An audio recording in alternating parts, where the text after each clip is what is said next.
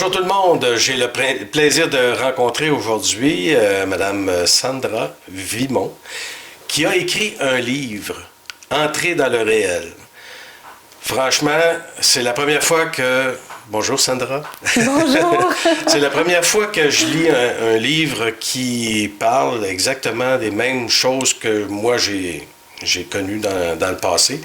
J'ai été dans des formations, si on peut le dire, ou des conférences qui ont parlé exactement des mêmes choses qu'on rencontre dans ce livre. Et puis, franchement, chapeau, hein, je vois que c'est selon ce qu'on s'était parlé un petit peu avant, quelque chose qui est intégré chez toi, c'est quelque chose que tu as vécu. Donc, c'est des principes qui sont déjà là, présents chez toi. Si on parle un petit peu de ce livre-là, comment est venue l'idée d'écrire ce livre?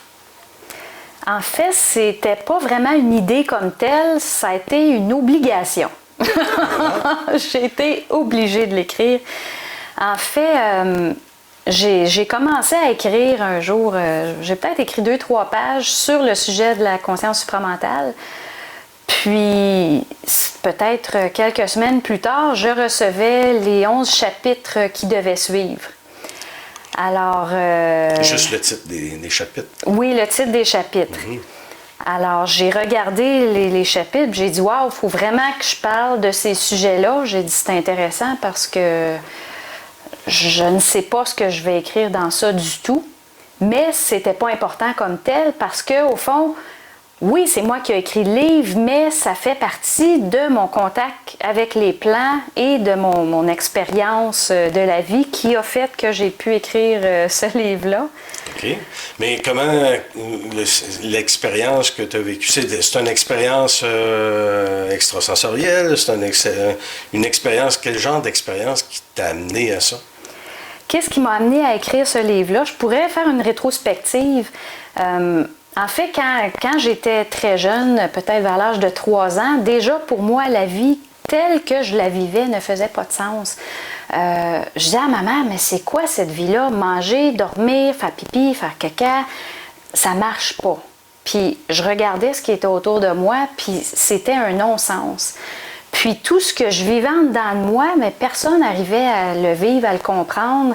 Tu sais, l'enfant qui voit des monstres dans son garde-robe, puis que maman, papa dit « Non, non, non, il n'y a rien là. » Mais toi, tu le vois, tu le sais que tu vois quelque chose. Puis tu te fais court-circuiter. Puis dis « Non, ça n'existe pas, tout est beau, repose-toi. » Mais toi, tu vois l'entité dans ton garde-robe, là. Tu le vois qu'il y a quelque chose. Donc, en partant, ça a comme parti croche, mes affaires.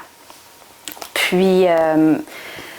par la suite, maman, papa qui disent que non, il n'y a rien dans le garde-robe, mais tout d'un coup, les choses s'effacent. Puis on oublie qu'il y a quelque chose dans le garde-robe, même si on n'est pas à l'aise avec le garde-robe. Puis je fermais mes garde-robes parce que je sentais qu'il y avait quelque chose. Mais on a comme mis ça en arrière. Plus tard, vers l'âge de 13-14 ans, au secondaire, j'ai réalisé que mes pensées étaient un problème. Donc, qu'est-ce que c'est des pensées qui sont un problème? C'est des pensées qui m'empêchaient de faire ce que je voulais faire, d'aller parler à quelqu'un, d'aller faire quelque chose. Même lever la main dans la classe, pour moi, c'était difficile parce que j'avais des pensées qui me parlaient puis qui interféraient avec ce que je voulais faire. Donc, j'étais une petite fille très timide. Entre moi et la tapisserie du mur, c'était pas mal la même chose. Puis, je réalisais qu'il y avait un problème, puis le problème ne partait pas des autres, ça venait de moi.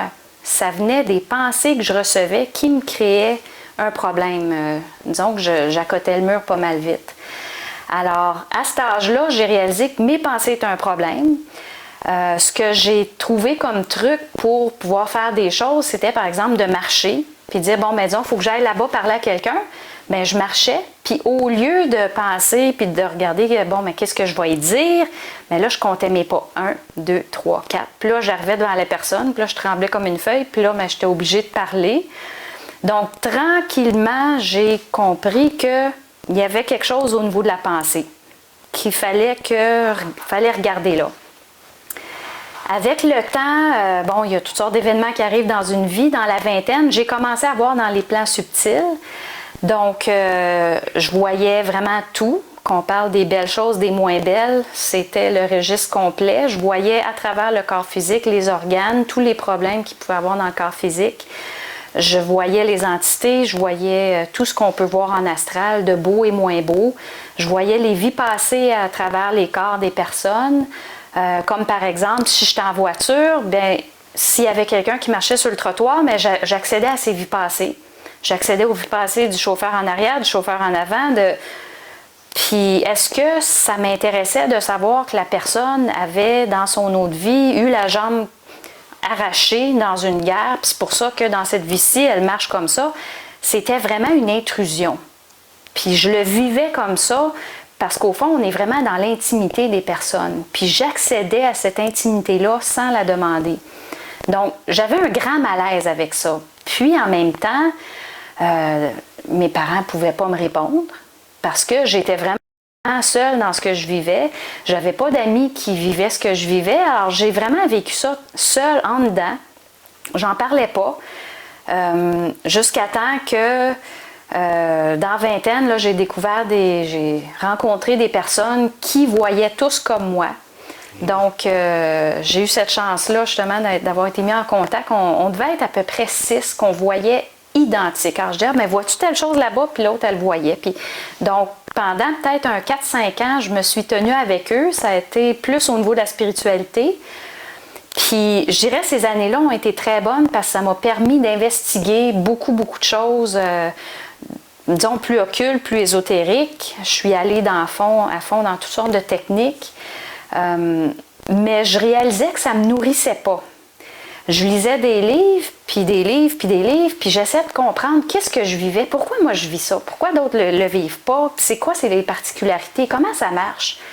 Puis je trouvais pas d'informations à comment ça marche. Puis on lit un livre, puis on en lit un autre, puis là ça se contredit. Mais qui a raison?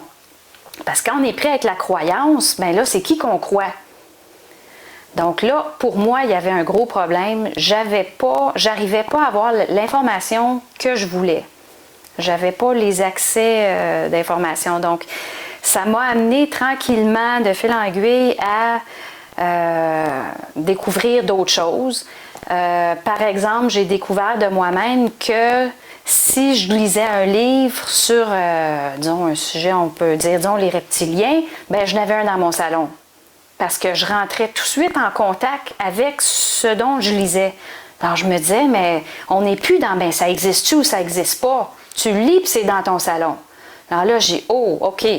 Là, je lis un autre livre, disons, sur la guérison des corps subtils. Je lis ça, puis j'ai les capacités de faire exactement comme la personne qui a écrit le livre. Donc, j'avais pas besoin de suivre le cours qui venait avec le livre. Moi, je lis le livre, puis tout de suite, genre, ben oui, je suis capable, je comprends ce qu'il veut dire. Puis tout de suite, là, les mains, je captais ce qui était là. Donc, j'ai réalisé avec le temps que où est-ce que ma conscience allait, que j'étais capable d'aller chercher des informations.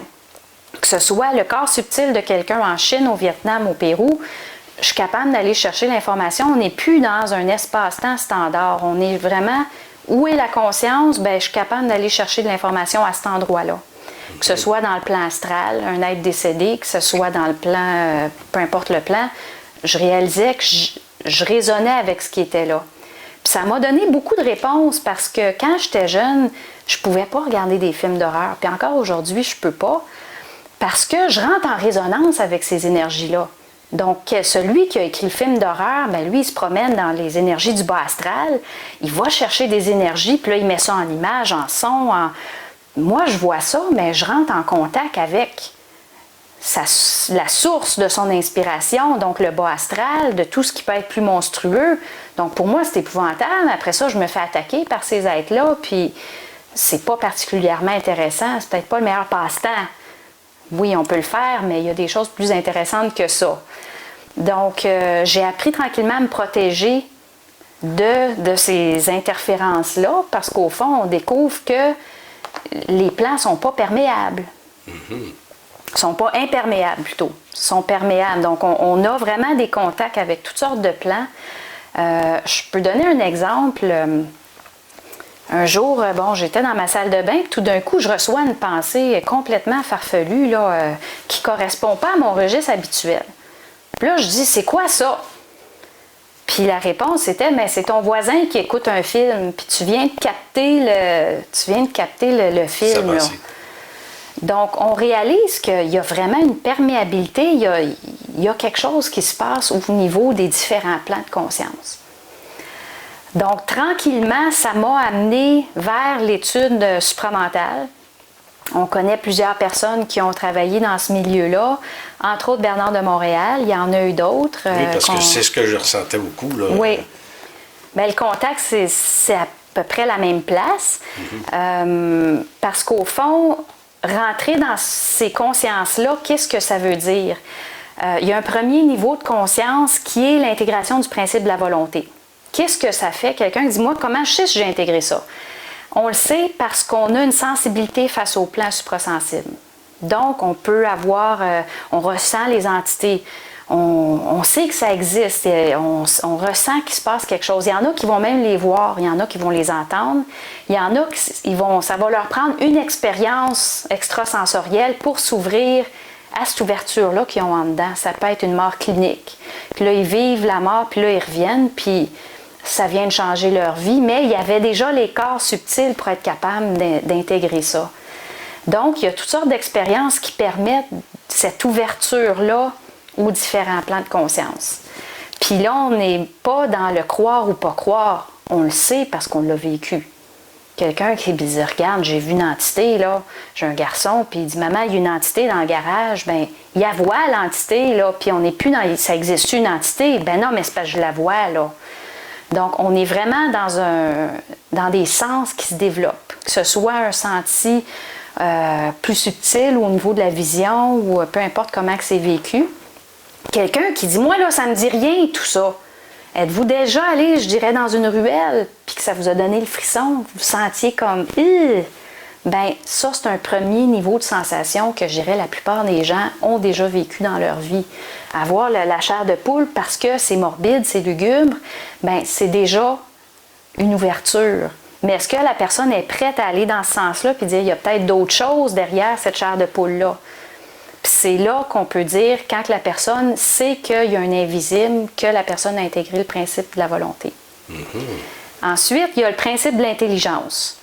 Volonté, c'est relié au deuxième chakra. Principe de l'intelligence, on élimine toutes les interférences au niveau du troisième œil. Donc, c'est le lien avec l'esprit qui se crée. Qu'est-ce que ça veut dire?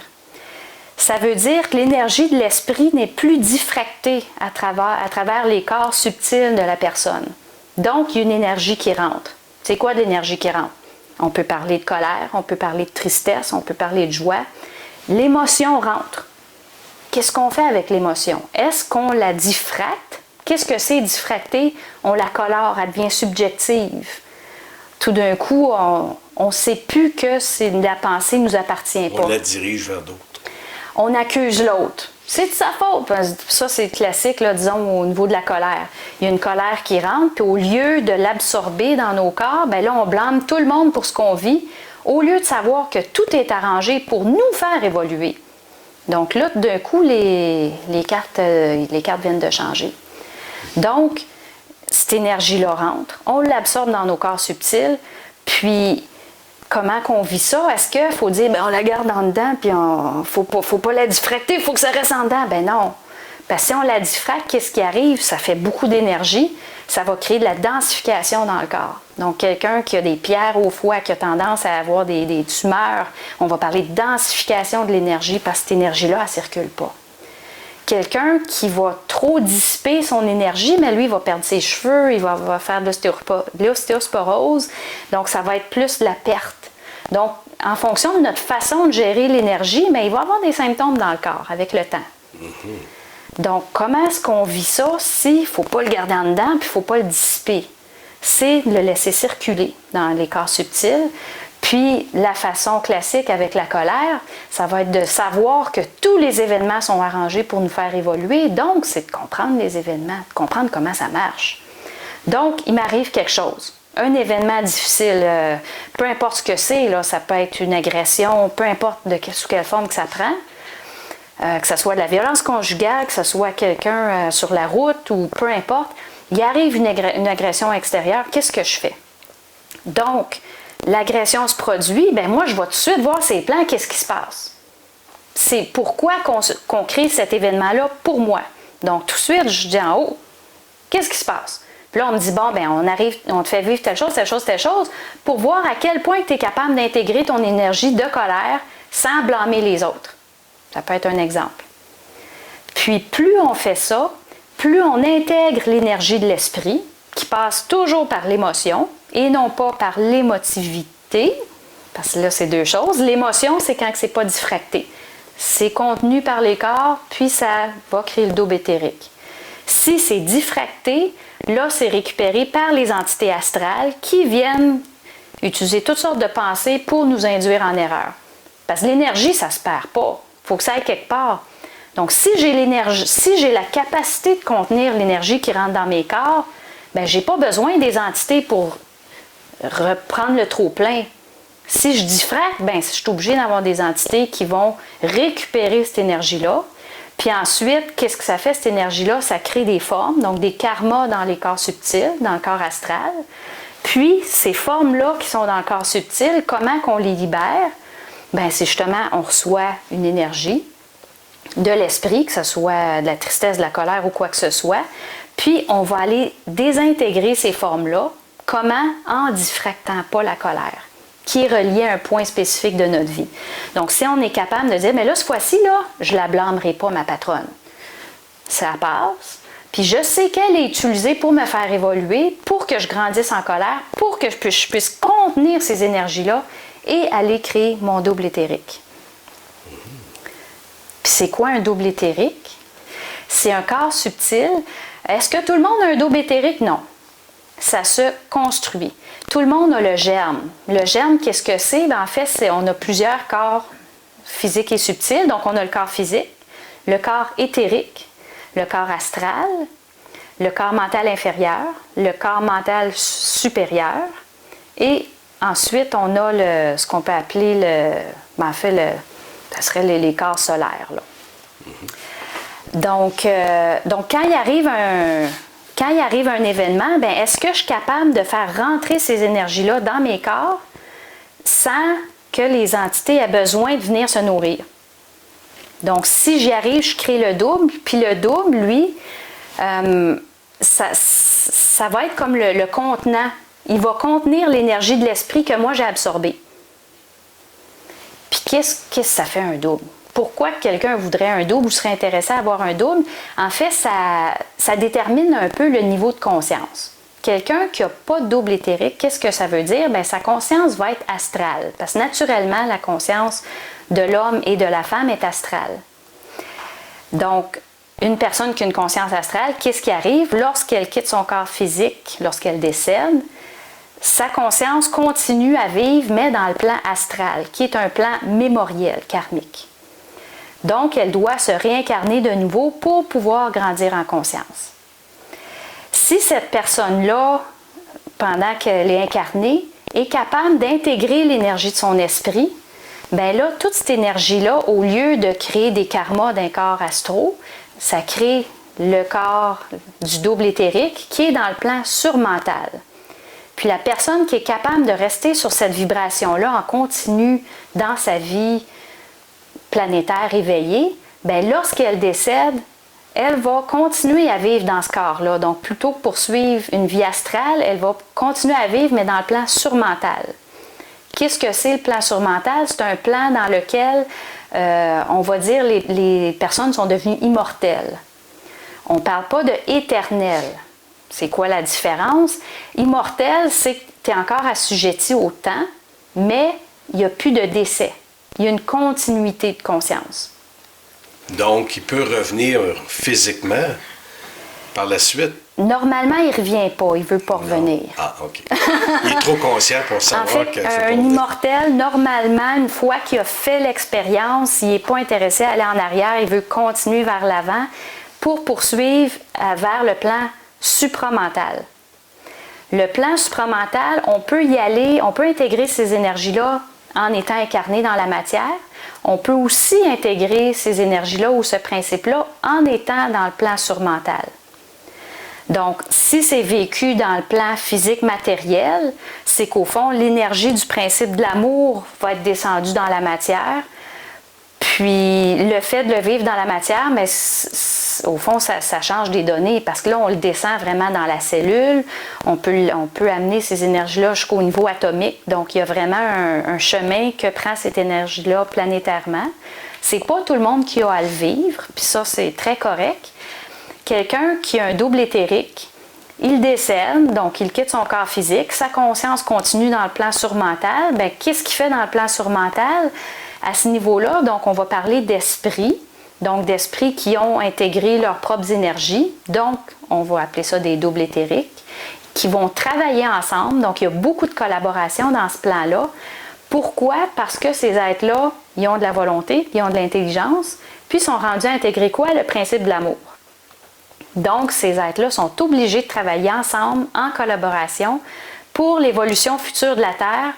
Puis, c'est cette collaboration-là qui, graduellement, va leur permettre d'intégrer des principes subséquents. OK. Donc, ils vont venir en aide peut-être aux gens qui sont là déjà sur la Terre, là. Oui. Physique. Tout à fait. Puis ces êtres-là, souvent, des gens qui vont avoir expérimenté la spiritualité vont parler de guide, vont parler d'ange, un ange gardien, il y a quelqu'un qui m'aide. Bien, c'est qui ces gens-là qui aident? Bien, ça peut être soit des esprits, mais ça peut aussi être des gens qui ont un double, qui peuvent vraiment interagir directement avec les gens sur la Terre pour qu'eux autres puissent tranquillement intégrer leur principe de volonté, principe d'intelligence, pour eux-mêmes être capables de poursuivre leur évolution de conscience dans le plan surmental et éventuellement supramental. Donc, il y en a que c'est Saint-Germain, il y en a que c'est Crayonne. Ça, c'est toutes sortes d'affaires, oui. Ouais. En fait, qu'on parle de Saint-Germain ou autre, c'est quoi le réel de ça? Parce qu'à un moment donné, il faut comprendre comment ça marche. Oui, ces êtres-là existent dans le plan supramental. C'est quoi le gros problème, au fond? C'est que leur énergie est diffractée. Parce que dès qu'il y a disons qu'on parle d'esprit universel, du plan supramental, il y en a qui les appellent les archanges, peu importe le nom qu'on donne, il n'y a pas de diffraction au niveau supramental. Mais dès qu'on descend au niveau des esprits, déjà, il y a une diffraction. Le principe de l'amour, il est diffracté. Donc, l'énergie descend, le plan surmental, là, ça traverse le plan astral. Avant que ça arrive à la conscience de la personne en bas, là, ça peut être pas mal coloré. Donc, au fond, la coloration du message qui va être reçu va dépendre de la personne qui reçoit la pensée, qui est une information d'un plan. Parce qu'au fond, qu'est-ce que c'est la pensée? C'est un transfert d'informations d'un plan à un autre, tout le temps. Donc, si quelqu'un dit « moi, je suis en contact avec Ryan » ou peu importe qui, l'énergie descend, mais à quel point tu es capable d'aller chercher le réel de l'information en haut sans coloration astrale? Puis pour pas qu'il y ait de coloration, ça prend les 3 premiers principes.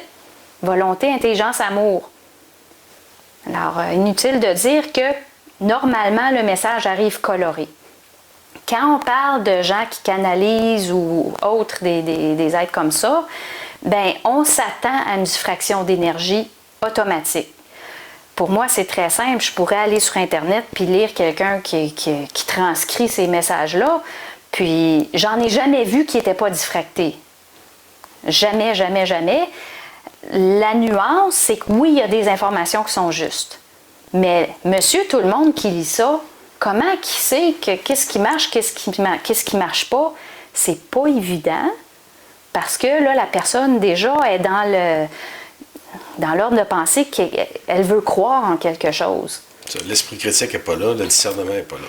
Puis le discernement, pour avoir un discernement parfaitement intelligent face à ces plans-là, mais ça prend de l'intégration des principes. Donc, il faut que les corps soient capables de supporter ces énergies-là. Tout est question d'énergie. Donc, quelqu'un qui dit « Oui, mais moi, là, je veux que ça aille vite, puis moi, là, ça m'intéresse, ces affaires-là de double éthérique, puis je suis pressée, puis moi, là, dans 2 ans, ça va être tout fait, puis on va régler ça. » Bien, je leur dirais « Mais attendez un peu, là. Le temps, être capable de suivre le temps de l'esprit, qu'est-ce que c'est? Mais si l'esprit dit ça va se faire lentement, puis que la personne est pressée, déjà il y a un décalage. Qui dit décalage, dit diffraction. Donc il est déjà, en bon français, à côté de la traque. Parce qu'il n'est plus dans le temps de son esprit, il est pressé. Puis peut-être que cette personne-là, la seule façon d'intégrer l'énergie de son esprit, c'est de prendre son temps. Puis de se dire, bon, mais là, je vais suivre le rythme de mon esprit. Parce que s'il est pressé, c'est sûr que ça vient de l'ego. Si ça vient de l'ego, qu'est-ce que ça veut dire en bon français? C'est qu'il y a toutes sortes de formes puis de karma dans son aura. Il y a de l'énergie qui a diffracté. Donc, lui, il se nourrit de ces énergies-là jusqu'à temps qu'il soit capable de se mettre en phase avec l'énergie de son esprit puis dire « Ah, moi, il fallait que j'apprenne à prendre mon temps. » Puis d'arrêter de douter, puis d'arrêter d'être inquiète que j'y arriverai pas, même si j'ai l'impression qu'il se passe rien. Parce que ça, je l'entends souvent. On dirait qu'il se passe rien, ça avance pas. T'es sûr de ça? Parce que souvent, c'est quand il se passe rien que les gens diffractent le plus. Puis ils le voient pas. Les gens pensent que c'est juste quand ils sont en colère puis qu'ils diffractent ces énergies-là contre les autres qu'il y a de la diffraction, mais c'est subtil. Puis c'est d'aller chercher ces niveaux de subtilité-là qui commencent à compter, de dire, bon, ben moi, je respecte le temps de mon esprit. Puis plus on avance, une fois qu'on a un double, ben là, c'est plus juste le temps de l'esprit qu'il faut respecter. C'est l'esprit de l'autre, respecter les corps de l'autre, respecter la réalité intégrale de qui est l'autre.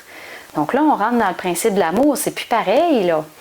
Donc, qui dit plan supramental, on va parler d'un plan binaire, d'un plan yin-yang, où est-ce qu'il y a un équilibre totalement universel qui est en place. Donc, comment vivre cet équilibre-là universel sur la Terre? C'est un peu ça le défi que représente l'intégration du principe de l'amour. Si on va plus loin, qu'est-ce que ça veut dire? C'est d'être capable d'intégrer toutes les souffrances existentielles de toutes les femmes de la Terre, pas juste les nôtres, toutes les souffrances de l'homme, puis de dire, bon, ben, toutes ces souffrances-là, je suis capable de les vivre dans mon système nerveux. Sans diffracter, sans blâmer l'autre, sans blâmer l'événement, puis de tout ça, ça rentre. Donc là, les gens disent, ouais, mais c'est comme pas mal beaucoup. Oui, c'est beaucoup. Puis c'est pas pour rien qu'il y a de plus en plus de gens qui ont des troubles de système nerveux, parce que l'énergie, elle pousse, là. Ça pousse, cette énergie-là. C'est ainsi, là, aussi. Hein? Ben oui, ça pousse puis ça veut. Alors là, il y a de plus en plus de gens qui tombent en burn-out, en dépression, puis qui ont toutes sortes de troubles anxieux qu'on appelle. Mais au fond, c'est l'énergie des plans qui pousse très fort pour être capable de traverser les corps subtils. Donc là, les gens, ils pensent qu'ils ont des problèmes, mais non, ils n'en ont pas de problème. C'est juste qu'il faut qu'ils apprennent à gérer ces énergies-là qui rentrent en eux. Puis ça, c'est un tour de force. Quoi penser de tout ce qui se passe à la télé, dans les films, tout ce qui se fait sur Internet? Les gens, écoute, à un moment donné, ils sont bombardés de toutes parts, de côté. Est-ce qu'on va être capable, avec tout ça, de passer au travers, puis d'évoluer, de prendre conscience dans tout ça? Est-ce que les gens vont pouvoir prendre conscience avec tout ce qui se passe, là? Parce qu'on va colorer, justement, là, ils remplissent leur astral au bout, là. En fait, c'est intéressant, cette intervention-là, parce que plus on avance, plus il y a de l'énergie qu'on va appeler pré-personnelle. Donc, c'est quoi de l'énergie pré-personnelle? C'est une énergie qui vient des plans subtils, qu'on parle de l'esprit universel ou de la source. Donc, il y en a de plus en plus de ces énergies-là. Puis ça descend, puis ça pousse fort. Qu'est-ce qui arrive? Ceux qui ne sont pas capables de le supporter, ils diffractent. Donc là, ça crée de la pollution, non pas seulement dans leur corps subtil, mais sur la Terre aussi. Posons-nous pas de questions pourquoi il y a tant de pollution. C'est le reflet total et absolu de la pollution des êtres humains qui diffractent leur propre énergie. Donc, ça pousse fort d'en haut, il y a plus de diffraction, mais en même temps, il y a un petit pourcentage d'individus qui sont capables de la supporter, cette énergie-là. Puis comment que ça passe, cette énergie-là? Mais les gens vont dire « Ah, mais là, j'ai des troubles anxieux. » Ben, attendez un petit peu, là. Ça se manifeste comme un trouble anxieux parce que le système nerveux est extrêmement sollicité. C'est énorme, les énergies qui veulent rentrer, puis c'est dire, on est-tu capable de supporter ces énergies-là dans notre corps sans les diffracter, puis de juste les vivre, puis de les traverser, puis de dire, c'est absolument normal. Puis il va y en avoir de plus en plus des gens qui vont vivre des phénomènes comme ça, que ce soit les phénomènes d'anxiété, d'attaque de panique ou autres. Ça va devenir presque un fléau, si on veut. Ça va être naturel, puis dire, ben il y a une reprogrammation cellulaire là, qui se fait. C'est correct. Il n'y en a pas de problème. On est en train de refaire le filage. Donc oui, il y a un certain pourcentage de personnes, je dirais les plus sensibles, très souvent, les gens qui ont les corps subtils les plus aptes à intégrer ça, qui eux autres vont commencer à se poser des questions. Puis ils vont se dire, mais ça va plus, sa planète. Puis ça va plus. Puis plus cette énergie-là descend, plus il y a des gens qui intègrent ces énergies-là, puis plus il y en a qui intègrent leurs principes volonté, intelligence et amour, bien, qui dit intégration du principe d'amour dit accélération de nouvelles descentes d'énergie. Donc, ça peut comme pas aller de mieux en mieux. Ça peut juste aller de pire en pire, mais au niveau de l'extérieur. Ça a l'air aller pire, mais c'est un contexte extrêmement favorable pour ceux qui sont capables d'intégrer l'énergie puis de dire, OK, ça, c'est la pollution de tout ce que les gens ne peuvent pas contenir. Moi, je suis capable de faire ma job. Puis moi, ma job, c'est de ne pas diffracter. Donc, d'être capable d'avoir un discernement intégral face à ma pensée, de savoir que c'est pas moi qui pense, puis que c'est pas moi, puis tu sais, les événements sont tous préparés pour moi, pour que je sache que c'est pas moi qui pense, puis que tous les événements sont dessinés pour moi, pour que je grandisse en conscience. Puis après ça, je suis capable d'avoir une compréhension absolue de la personne qui est devant moi, sans diffracter. Donc, un respect absolu de qui est l'autre, c'est d'être capable de ne pas dire quelque chose qui va aller plus loin que ce que la personne est prête à aller. C'est toujours une ligne qui est très, très fine. Puis, je dirais, plus on avance en conscience, plus on marche sur un fil. On n'a plus de marge de manœuvre. À la longue, là, parce qu'il y a plusieurs alephes à intégrer, il y en a 7, ils sont tous expliqués dans le livre, mais plus on avance, plus on réalise qu'il y a une petite orteil à gauche, une petite orteil à droite, là, le karma, il revient, paf, tout de suite. On n'a plus de marge de manœuvre. Puis ça, c'est quelque chose qui se vit de plus en plus, puis les gens vont le réaliser tranquillement dans leur temps. Parce que pendant un bout de temps, on pense qu'on a une marge de manœuvre, parce qu'on a encore de l'espace de diffraction sans que le retour soit trop rapide. Mais plus on avance, comme moi, bien, si mon double me dit « Tiens la rampe », quand tu descends les marches, si je ne la tiens pas, je vais débouler. Je suis obligée de faire tout ce qu'ils me disent.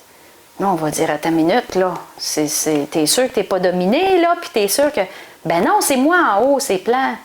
Je ne peux pas me dominer moi-même, là.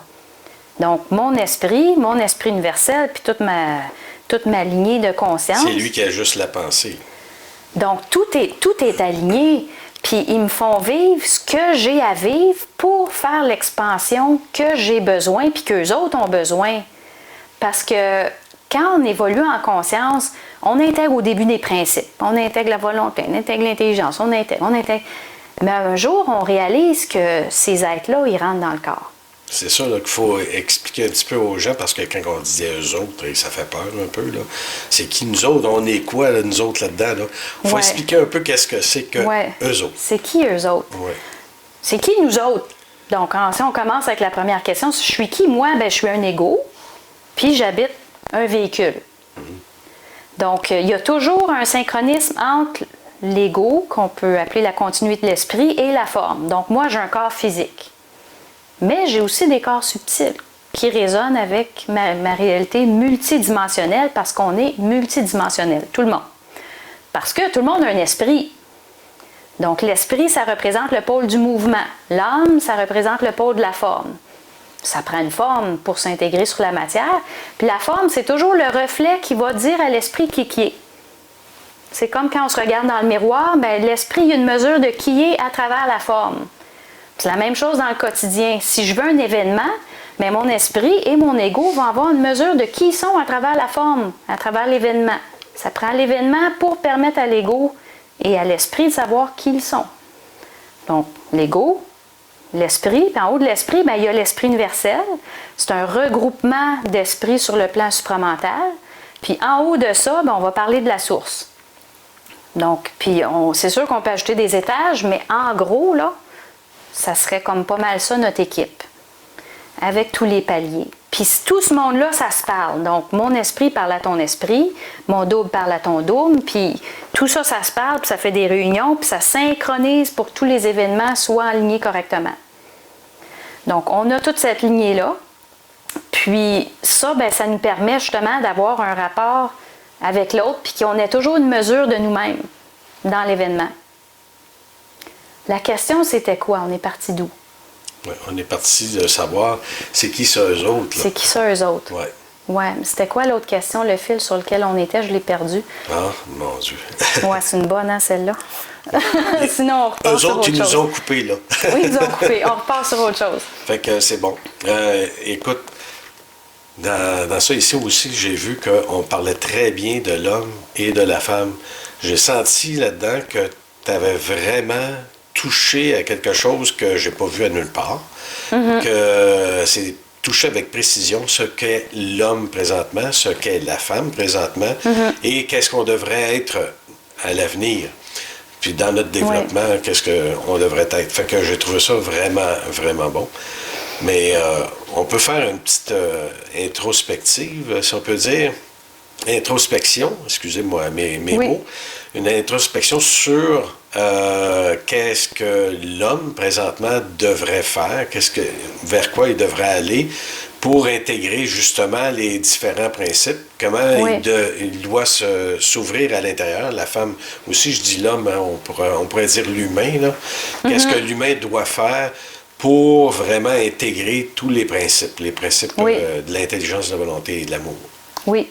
En fait, c'est différent chez l'homme et chez la femme, puis d'où l'importance de mon livre, parce qu'au fond, l'instruction qui a été amenée aujourd'hui a toujours été amenée au sens générique. On n'a pas fait de différence entre l'homme et la femme.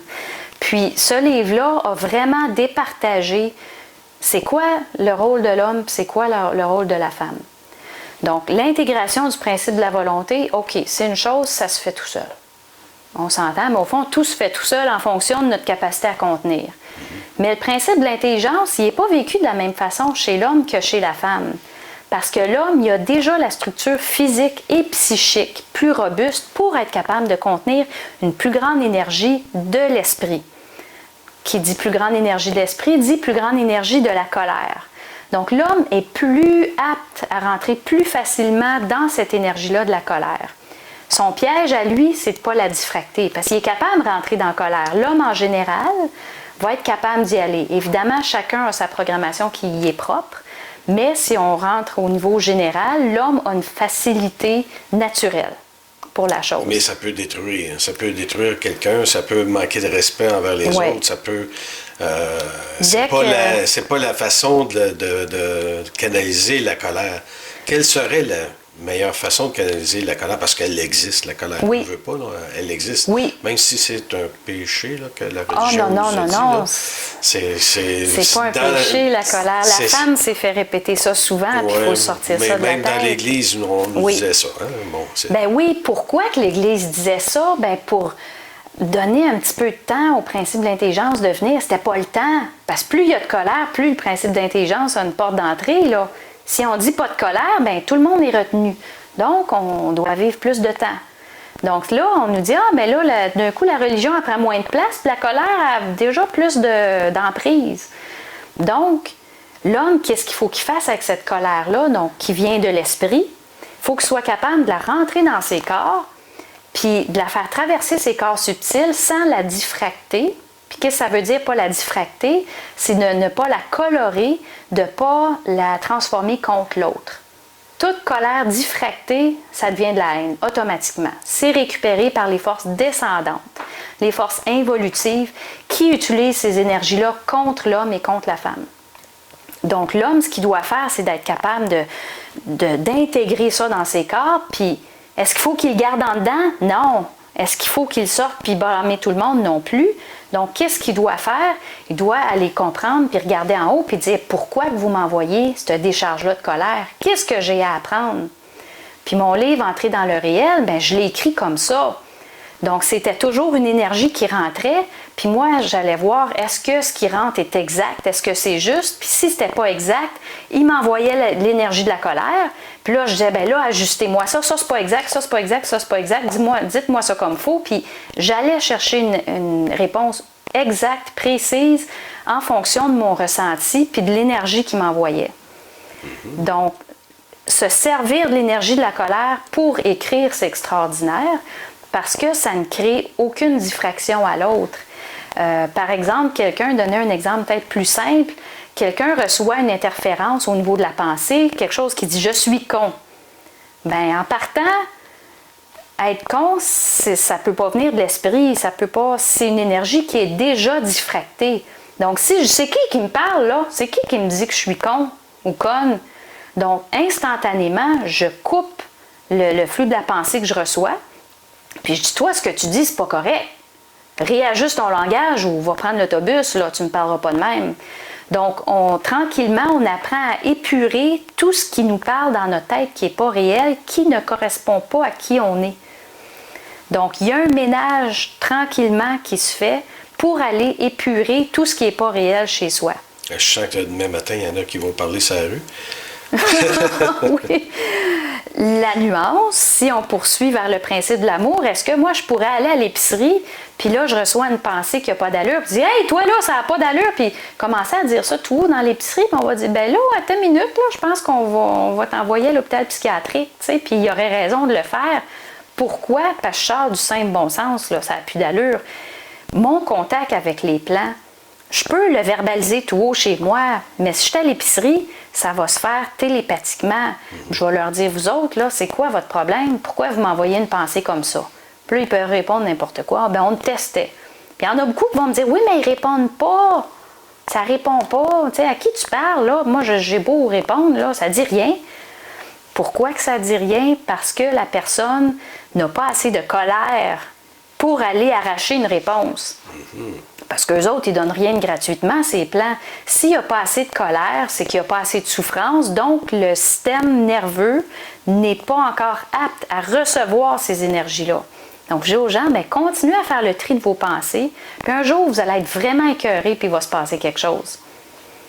De faire le tri de nos pensées. Et ça, c'est bon parce que, justement, c'est là qu'on peut voir qu'on est programmé, qu'on est conditionné. Ben oui. C'est la première chose qu'on doit faire.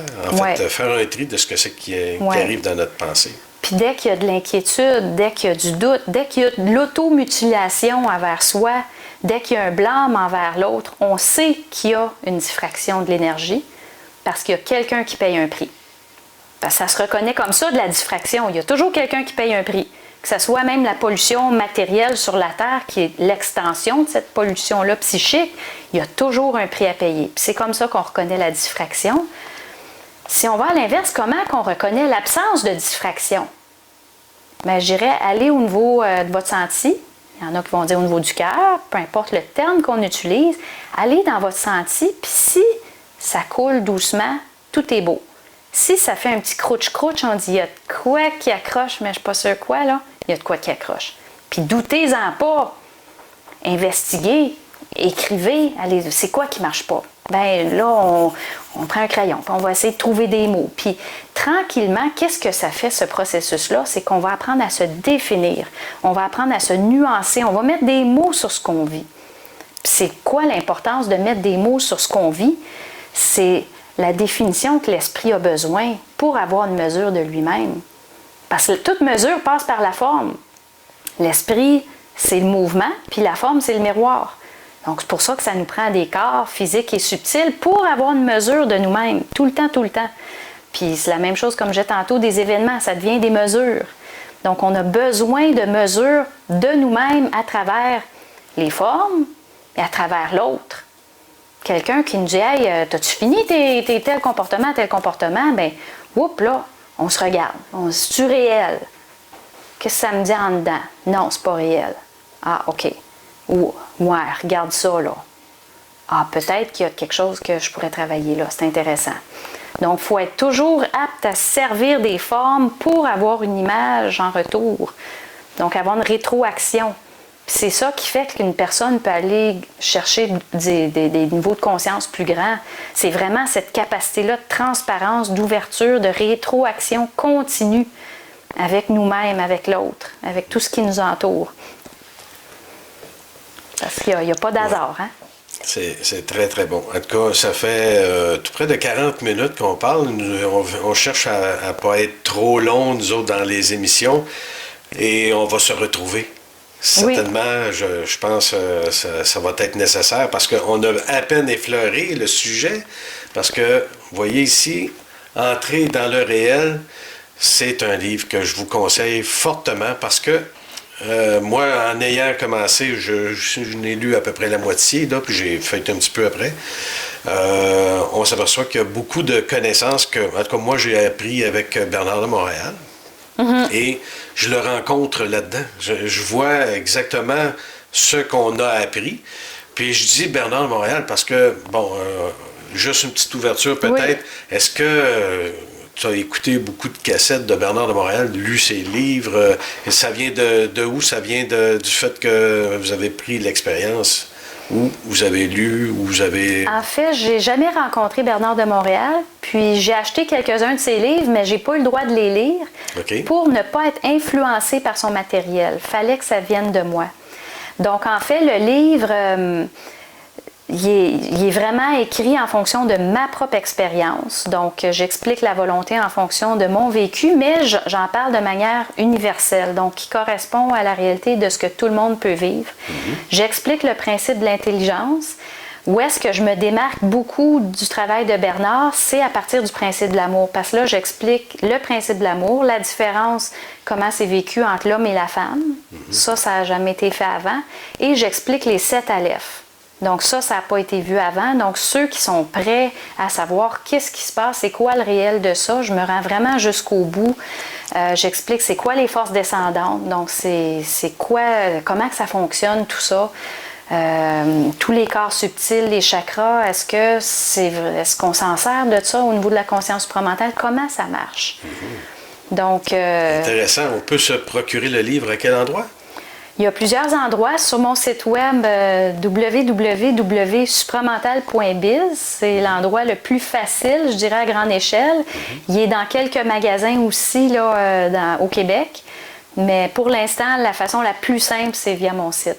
OK, d'accord. Donc, est-ce qu'on peut l'avoir électroniquement aussi, le livre? Non, il ne se vend pas électroniquement. Il est vraiment juste papier pour que la personne puisse avoir l'expérience palpable entre ses mains. C'est bon.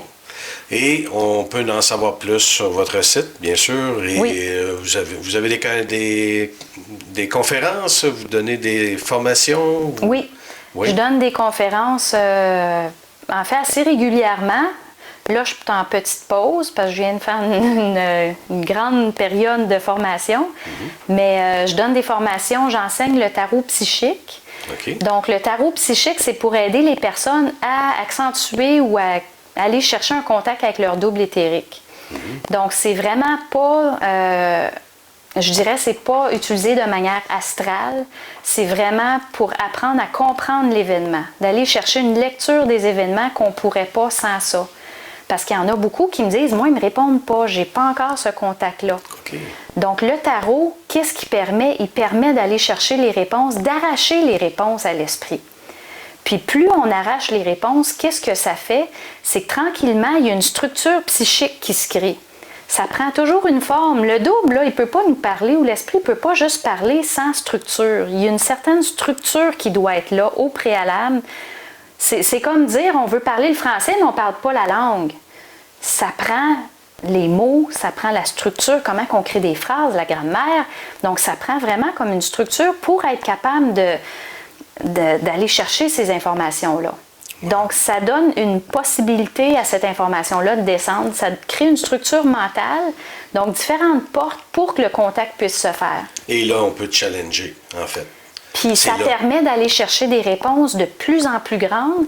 Puis, le tarot, ça permet, je le travaille d'une façon que la personne, elle puisse ensuite travailler avec son contact pour aller chercher encore plus loin, plus de réponses. Donc, c'est vraiment quelqu'un qui dit, ben moi, ça répond, mais coup-ci, coup-ça, ben là, on va aller chercher encore plus de réponses, puis ça oblige à se regarder. Est-ce qu'il y a un tarot spécial? Est-ce que c'est un... On utilise le tarot de Marseille pour le faire. De Marseille, OK. Ouais. D'accord. Oui. Donc, c'est pas utilisé de manière traditionnelle. Quelqu'un qui fait du tarot va se retrouver, mais c'est pas du tout travaillé de la même façon. Donc, c'est vraiment dans une optique d'expansion de conscience pour avoir des réponses. Parce qu'au fond, les gens, qu'est-ce qui se passe? Ils reçoivent de l'énergie, il arrive un événement, sont en colère, ils ne comprennent pas qu'est-ce qui se passe. Le réflexe naturel, c'est diffracter cette énergie-là. Mais si la personne a le réflexe de dire « moi, je vais aller chercher mon jeu de tarot », immédiatement, elle va court-circuiter toute possibilité d'interférence parce qu'elle est dans le « qu'est-ce qui se passe ». Puis ça, c'est une des grandes clés, de dire, ben là, moi, je m'en vais chercher une réponse au lieu de me baigner dans une piscine que je ne sais même pas ce que je cherche. Donc là, Qu'est-ce qui se passe? J'ai une question claire, je vais avoir une réponse aussi claire que ma question l'est. Puis là, ça donne de la substance pour aller créer ce contact-là. On le force, le contact. OK. Donc, il y a les cartes majeures, puis les cartes secondaires qui répondent. Donc, il y a 6 cartes, je crois. En fait, il y a 22 arcanes majeures, oui. Puis on utilise juste les as. On n'utilise pas les autres mineurs, OK. Pour la simple raison que le but de ce tarot-là, c'est pas d'aller chercher un livre, on pose une question, puis là, on a une réponse toute faite. On a toute la structure psychique de... C'est comme dire, chaque événement, il y a les arcanes de tarot vont répondre à toutes les questions. Disons, les 22 majeurs, là, ils répondent à absolument tout. Il faut juste les parler en fonction de la question. C'est là qu'on développe une parole face à l'événementiel. Si on lit un petit texte qui est déjà tout préfabriqué, on n'est pas trop dans le contact, puis on n'est pas trop dans le double. Donc, on est vraiment dans une parole où est-ce on force le double à nous parler. Super. Puis l'autre formation que je donne pour faire une petite... Oui. Je donne un cours de guématrie. En fait, c'est le plan de vie de l'âme. Donc, à quoi ça sert cette formation-là? C'est de comprendre sa programmation parce que tout le monde naît programmé. Puis c'est une programmation qui est, on peut dire, astrale, mais derrière toutes ces vibrations astrales-là, il y a une vibration qui correspond à ce qu'on est venu vivre sur la Terre et qui correspond au réel de qui on est sur les plans supérieurs de notre conscience. Donc, j'enseigne aux gens comment... en fait, je fais le plan de vie pour tout le monde dans ce cours-là.